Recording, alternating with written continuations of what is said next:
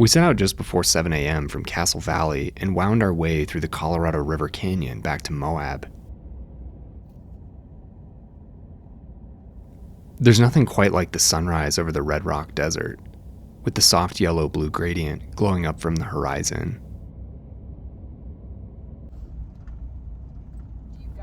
We met our guide Kai from Desert Highlights at the shop, piled into the company van, and drove out to Pritchett Canyon. The satellite view of the area looks like some kind of trypophobia trigger, with countless rock fins oriented toward the river, an endless maze. And that's what I love about Moab. The surrounding canyonlands give you this sense of infinity. You could spend a whole lifetime out here and probably feel like you've barely scratched the surface. It's still possible to stand at the bottom of some canyon where no one's ever stood.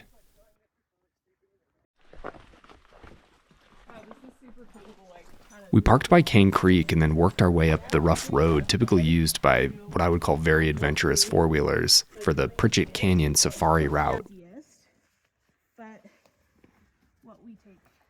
Kai took us left off the road and up a nondescript slot canyon where we shimmied up a few narrow gullies to get to the magnificent overlook of Pool Arch, named for the mucky basin of water that collects at its base.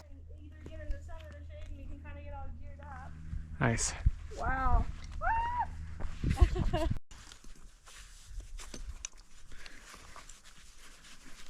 Going. Fun. Thanks.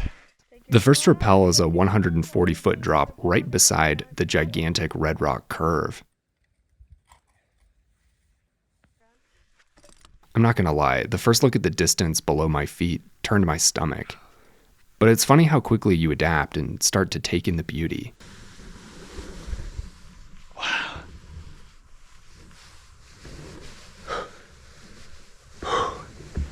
Wow. Holy moly.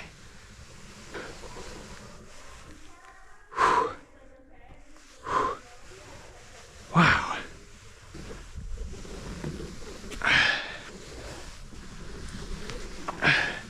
Whew. Off belay. My God.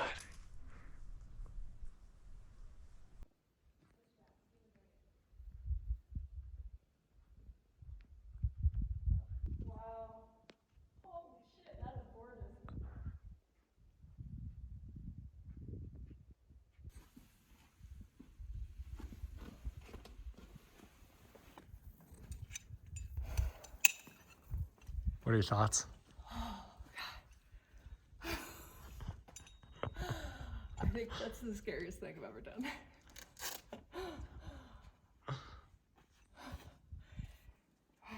Good foot, and this is like the best thing.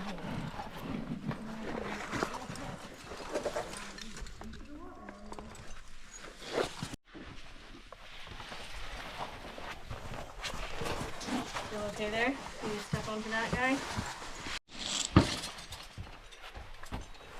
So I'm guessing this always has water too. Yeah, like, it's cool to see all this blue green. Towards your left to get off that log. Right. Okay.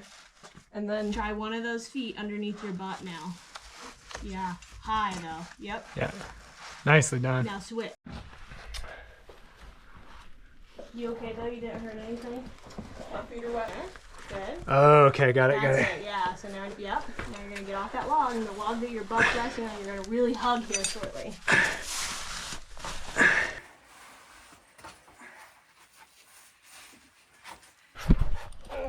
You okay there? Yeah, good. Oh, it's definitely awkward.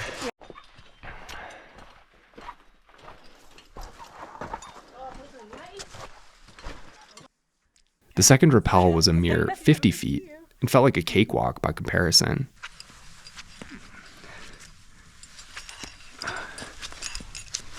Oh, yeah, I just lost my footing.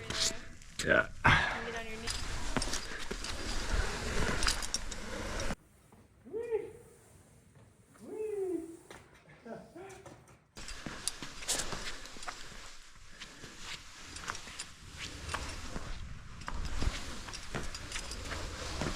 Like 5:20 to somebody like raging on my front door, just like. So it gets a little exhausting. Yeah, and you just gotta have it.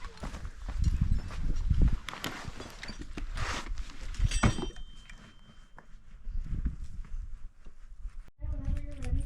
Cool. It's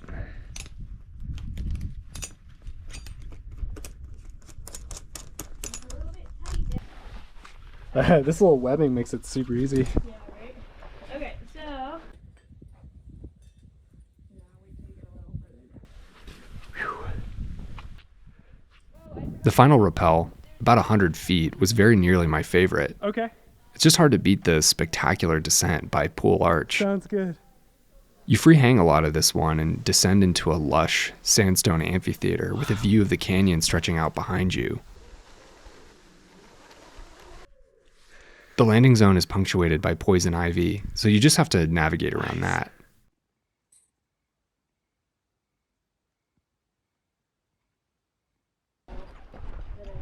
The hike out was the hottest portion of the day, about 1.5 miles or so in the direct sun. I wish I'd preserved a bit more water for this section. Overall, this trip was our first real taste of canyoneering, and it definitely set the hooks for us. Like whenever I try other climbing-related disciplines, it gave me the itch to become self-sufficient. I could visualize Fiona and I dropping into distant and unnamed canyons and weaving through more of Utah's alien terrain. Pool Arch is a fairly short day and close to town, which makes it a great beginner excursion. We clocked in around 5 miles total and 6 hours from the guide shop and back. If you're looking for a great lead-in to canyoneering and you're in the vicinity of Moab, look no further. And don't forget to tip your guide.